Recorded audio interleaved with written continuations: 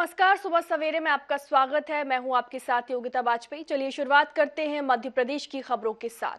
मध्य प्रदेश में नई शिक्षा नीति के तहत नए पाठ्यक्रम में वीर सावरकर समेत भगवत गीता संदेश को शामिल किया जाएगा।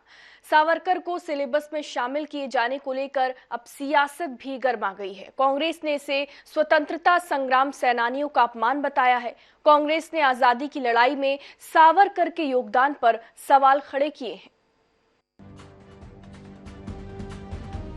मध्य प्रदेश के स्कूलों में वीर सावरकर का पाठ पढ़ाया जाएगा। महान पराक्रमियों को गलत बताया, ऐसे पराक्रमियों को बीजेपी की सरकार पढ़ाएगी। उन्होंने कहा कि कांग्रेस के कारण देश गुमराह हुआ है। कांग्रेस ने लुटेरों का इतिहास पढ़ाया। कांग्रेस को गांधी जी का इतिहास नहीं मालूम। कांग्रेस ने तो गांधी जी के इतिहास को गलत प्रदर्शित किया। बीजेपी ने गांधी का सही इतिहास पढ़ाया है। मंत्री परमार ने वामपंथी इतिहासकारों को भी चैलेंज किया है कि भारत की खोज वास्को डी गामा ने नहीं की है। भारत के लोग पहले विदेश गए थे, गलत इतिहास पढ़ाया गया है।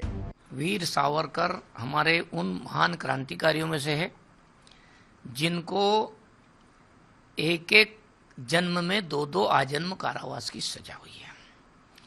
और 1857 का जो हमारा स्वतंत्रता संग्राम था, पहले लेखक हुए जिन्होंने 1857 के आंदोलन को स्वतंत्रता संग्राम कहा, नहीं तो लोग गदर ही कहते थे।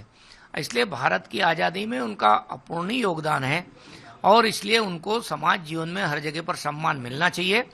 दुर्भाग्य से इस देश में कांग्रेस की सरकारों ने भारत के महान क्रांतिकारियों को इतिहास के पन्नों में जगह नहीं दी गई। विदेशी आक्रांताकारों को महान लिखा गया, देशभक्तों को महान नहीं लिखा गया। राष्ट्रीय शिक्षा नीति 2020 भारत केंद्रित शिक्षा पर काम कर रही है।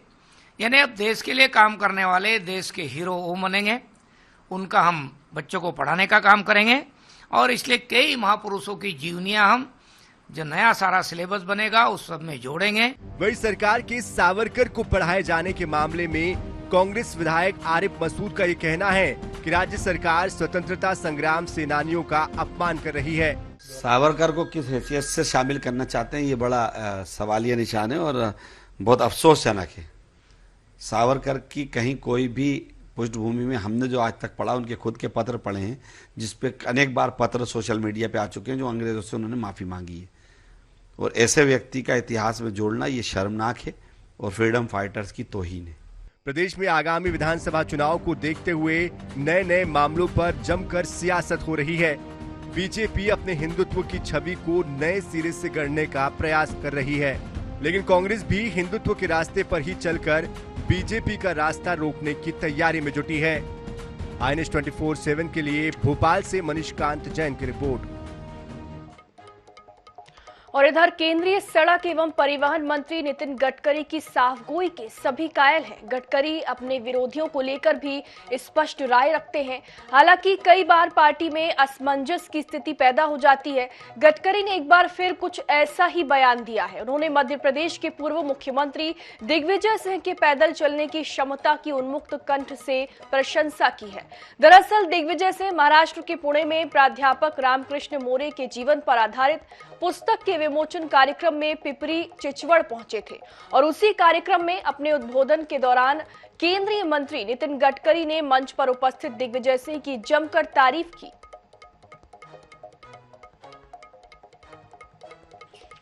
टुकड़ोजी महाराज और ज्ञानेश्वर महाराज को कोई डिलीट नहीं मिली थी, पर generation to generation, century to century उनके विचार अमर है। पीढ़ियों से पीढ़ियों तक वो विचार लोग अध्ययन करते रहेंगे, संस्कार लेते रहेंगे और जाते रहेंगे। कितना बड़ा आषाढ़ी का ये है। मैं तो दिग्विजय जी, आपको मेरी तो हिम्मत नहीं होगी, मैं शायद आपसे छोटा हूं, पर इतना आप पैदल जा सकते हैं। रियली आपका बहुत बहुत धन्यवाद, आपका अभिनंदन। मैं कोशिश कर रहा हूं, कोशिश करें अपने आप चल ये भी मुझे बताया लोगों ने कि एक बार निकल जाओ आप, हो जाएगा। पर मैं आपके लिए कोशिश कर रहा हूं कि पालखी मार्ग हम 12,000 करोड़ का बना रहे हैं, तो उसके बाजू में जो पैदल चलेंगे तो मैंने हमारे इंजीनियर्स को यह कहा कि ऐसा करो कि 2 टाइल्स के बीच में घास उगाना चाहिए, ताकि जो पैदल जाएंगे उनको हीट टेम्परेचर की कोई तकलीफ नहीं होनी चाहिए।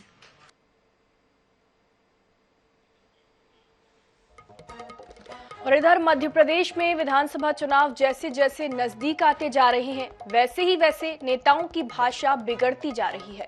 अपने विवादित बयानों से चर्चा में रहने वाले कांग्रेस नेता फूल सिंह बरैया का एक बार फिर अमर्यादित बयान वायरल हो रहा है, जिसमें प्रदेश के गृह मंत्री के खिलाफ अपमानजनक टिप्पणी की गई है और अफसरों को उल्टा लटकाने की धमकी भी दी गई। हालांकि भाजपा के कई नेता भी इसी तरह की भाषा बोलते आए हैं, लेकिन बड़ा सवाल यह है कि क्या सियासत के मंच पर इस तरह के बोल शोभा देते हैं और जनमानस में इससे क्या संदेश जाता है।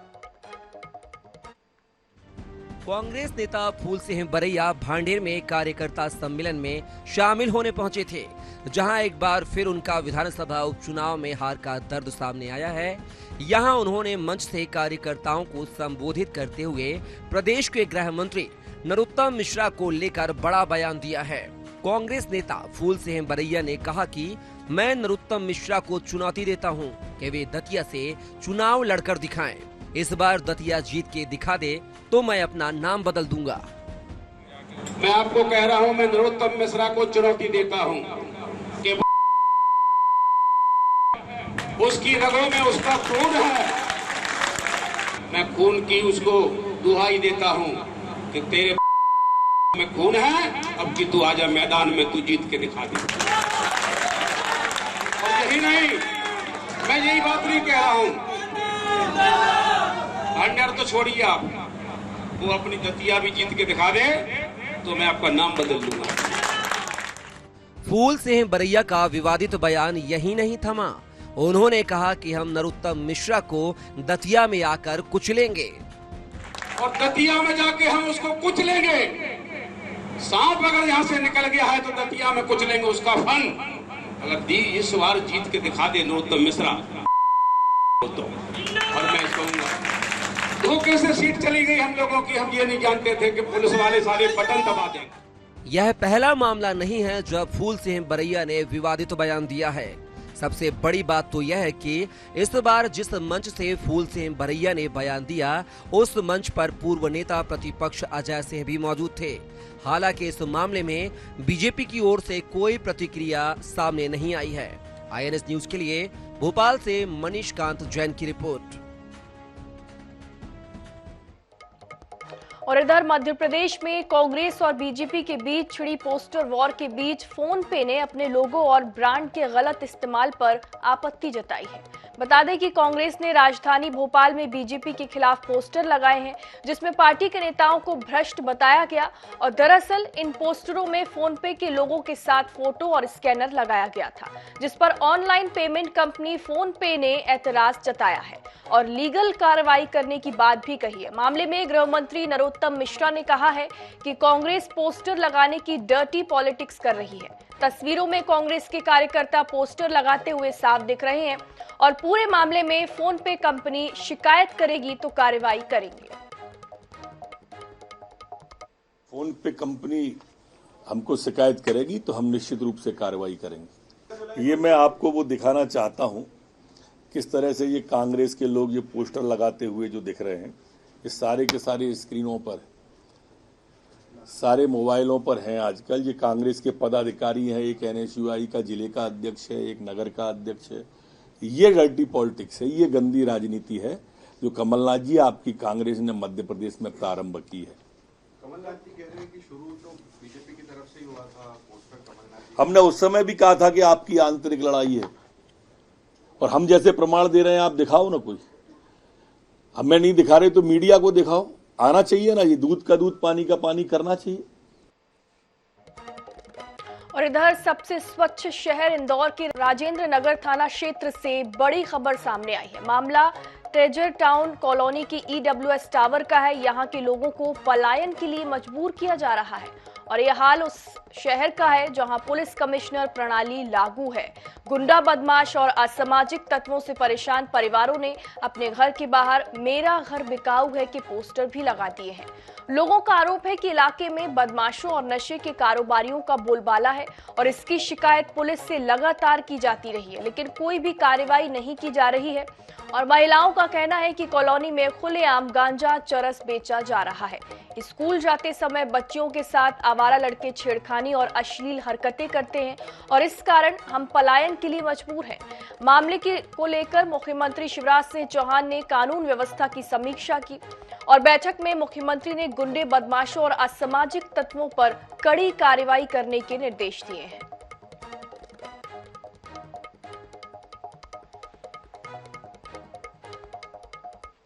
गांजा, चरस ये सब चीज़ें बिकती रहती है। कुछ अच्छा करने जाते हैं, कैमरा तोड़ देते हैं। और अभी तो बैठने की जो सीट थी उस पर बैठ जाते थे थोड़ी बहुत देर, तो वो भी किसी ने तोड़ के फेंक दिए।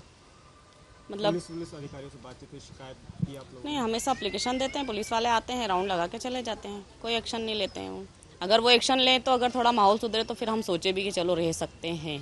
यहाँ पर ऐसा है कि मतलब अपन घर में रहें तो ज़्यादा देर अपन घर में भी नहीं रह सकते, थोड़ी देर बाहर निकलना भी इम्पोर्टेंट रहता है, तो बाहर भी नहीं निकल सकते। यहाँ का नेचर कुछ इस तरीके का है नहीं कि अपन बाहर निकल सके।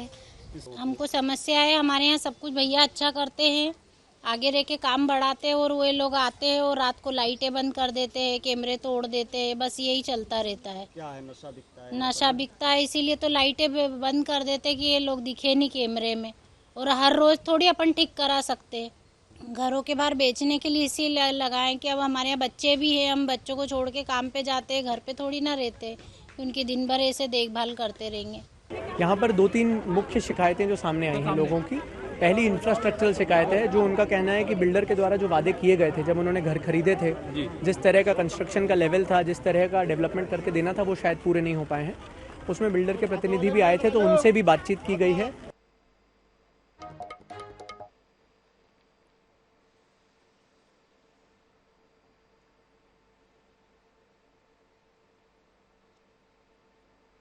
तो इंदौर का ये पूरा मामला है जहां पर लिया है, उसमें बिल्डर ने अभी कॉलोनी को उन्हें समर्पित नहीं किया है और इस कारण से वहां पर कुछ बदमाशों की जानकारी आई थी, वहां पुलिस की गश्त बढ़ा दी गई है। वहां अंधेरा और सफाई की समस्या थी, उसके लिए नगर निगम को माननीय मुख्यमंत्री जी हिदायत करने वाले ही हैं। और ये स्पष्ट रूप से मैं कह दूं कि वो जो लोग भी गुंडे हैं या बदमाश हैं जिनसे उन्हें डर है, उन गुंडों को मैं चेतावनी दे रहा हूं कि इस तरह की शिकायत अगर दोबारा आई तो बहुत कड़ी कार्रवाई होगी। संभल जाए, नहीं संभाल दिए जाएंगे। और इधर भोपाल नगर निगम की लापरवाही से लोगों को हादसे की आशंका सताने लगी है। दरअसल मानसून से पहले पुराने और क्षतिग्रस्त पेड़ों की छटाई नहीं की गई और ऐसे में आंधी और तेज बारिश के दौरान ये पेड़ आमजन के लिए मुसीबत का सबब बन सकते हैं। देखिए यह खास रिपोर्ट। सीजन शुरू हो चुका है और अब तक निगम उद्यान शाखा द्वारा शहर के पेड़ों की छटाई नहीं की गई।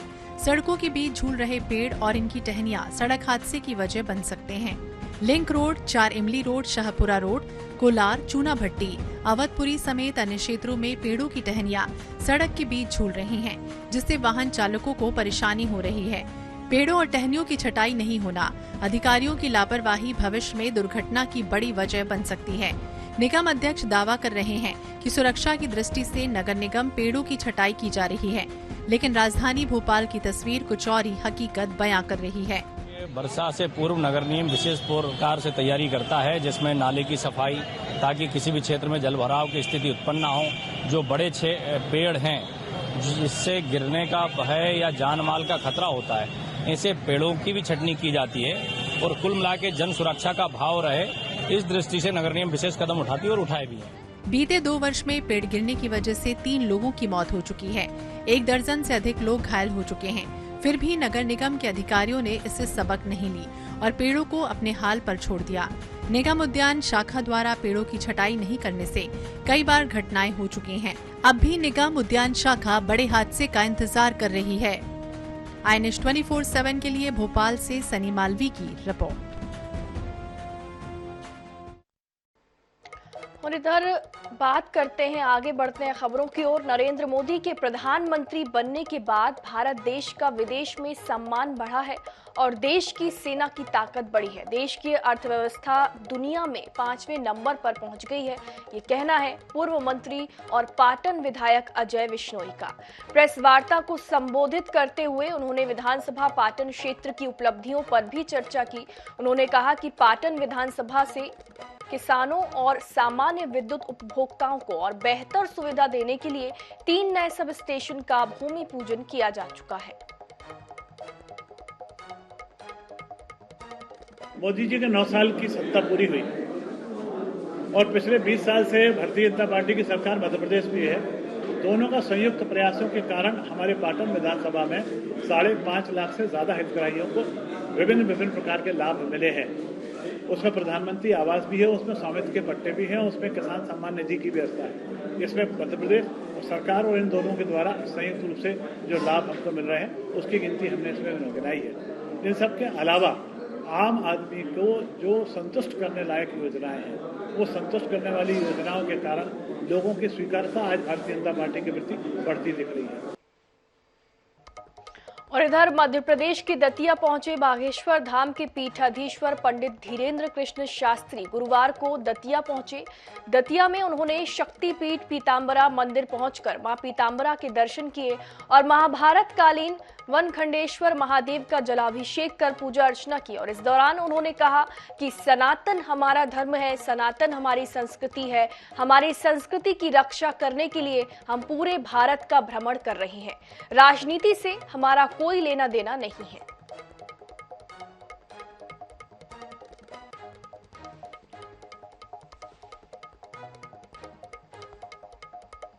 बिघटन की रोटियां सेंकते हैं, वो स्वभाव बस में हो जाते हैं। खैर इनसे डरना नहीं चाहिए, सतमार्ग पर चले। रामचरितमानस को उठा लीजिए, राम जी यात्रा पर चले थे तो रावण आ गया था, मारीच, ये सब आते हैं। तो हिंदुत्व के लिए कोई यात्रा भी आप करें क्या? को लेकर के अनवरत यात्रा चल रही है पूरे देश में। अभी हम पूरे भारत में हैं, हम भारत की संस्कृति, भारत के लोगों को, भारत की भावनाओं को, भारत के विचारों को संगठित कर रहे हैं। और इधर राजधानी में भोपाल में पिछले 25 दिनों से चयनित शिक्षक 10 सूत्रीय मांगों को लेकर लगातार भूख हड़ताल पर हैं। लोक शिक्षण संचालनालय के बाहर चयनित शिक्षकों का धरना जारी है, लेकिन चयनित शिक्षकों की सुनवाई के लिए शासन प्रशासन की तरफ से अब तक कोई नहीं पहुंचा है। वहीं चयनित शिक्षकों का कहना है कि स्कूल शिक्षा मंत्री इंदर सिंह परमार से चर्चा की गई है, लेकिन उन्होंने चयनित शिक्षकों की मांग को बेतुका बता दिया है। लोग 1,99,000 क्वालिफाइड अभ्यर्थी पास हैं और हम लोग प्राथमिक शिक्षक भर्ती 2020 में 51,000 पदों की मांग कर रहे हैं। मंत्री जी के बंगले पर गए थे तो शिक्षा मंत्री जी बोल रहे हैं कि ये लोग प्राथमिक शिक्षक भर्ती 2020 में जो 51,000 की पद की मांग है उसको ये बेतुकी मांग है, मतलब ये कोई मांग नहीं है, ना हमारे पास कोई पद खाली हैं। इस प्रकार का मंत्री जी का जो बयान है वो हमारे हित में नहीं है, वो अनहित में है और हमारी परेशानियों को मंत्री जी नहीं समझ रहे हैं और हमारी जो मांग है उसको बेतुका बोल रहे हैं। इधर मादा चीता गामिनी कुनो नेशनल पार्क से निकलकर श्योपुर के जंगलों में पहुंच गई है। मादा चीता का मूवमेंट मोरेका के जंगलों में देखा गया है। वन विभाग ने चरवाहों को चीते से दूर रहने की सलाह दी है। वन विभाग की टीम मौके पर मौजूद है और गामिनी की ट्रैकिंग भी कर रही है। और इसी समय कुनो नेशनल पार्क में 17 चीते और एक शावक भी है। चीतों को जंगल में खुला छोड़ा जा रहा है और इसके पहले भी एक चीता पवन पार्क से बाहर चला गया था, जिसके बाद उसे बाड़े में बंद करके रख दिया गया था।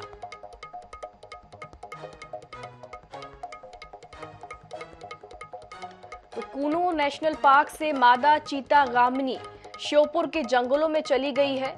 चरवाहों को चीते से दूर रहने की सलाह दी गई है, क्योंकि मादा चीता बाहर है और इसी के चलते लोगों को सतर्क रहने के लिए कहा गया है। मादा चीता का मूवमेंट देखा गया है श्योपुर के जंगलों में और इसी के चलते चरवाहों को सतर्क रहने की सलाह दी गई है। मोरेका के जंगलों में देखा गया है मादा चीता गामिनी को और इसी के चलते चरवाहों को सतर्क रहने के लिए कहा गया है।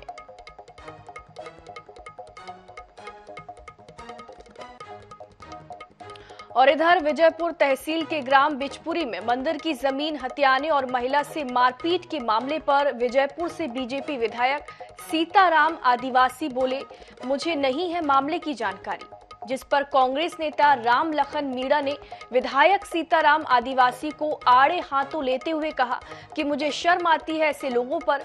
साथ ही उन्होंने आरोप लगाते हुए कहा कि बीजेपी महिला अत्याचार में नंबर 1 पर है। मैंने उस महिला का वीडियो देखा है और बीजेपी नेताओं के रिश्तेदारों ने मंदिर की जमीन पर कब्जा करने की कोशिश की थी, जिन पर मुकदमा तक दर्ज नहीं हुआ। पूरा मध्य प्रदेश भारत के अंदर नंबर 1 है। मैंने भी जिस महिला की आप बात कर रहे हो उसका वीडियो देखा है। भारतीय जनता पार्टी के नेताओं के रिश्तेदारों के द्वारा मंदिर की जमीन पर कब्जा करने की कोशिश, जिस महिला को लात घूसे मारे गए वो महिला विधवा है, मंदिर की जमीन है, वो वर्षों से उसको करती आ रही है, पर भारतीय जनता पार्टी के नेताओं के इशारों पर दुष्ट लोगों पर मुकदमा तक कायम नहीं हो रहा। और इधर 21वीं सदी में मध्य प्रदेश में 19वीं सदी की बानगी देखने को मिल रही है। विषय प्रकृति से तो जुड़ा हुआ है, लेकिन मामला अफसोसजनक है। देवास जिले के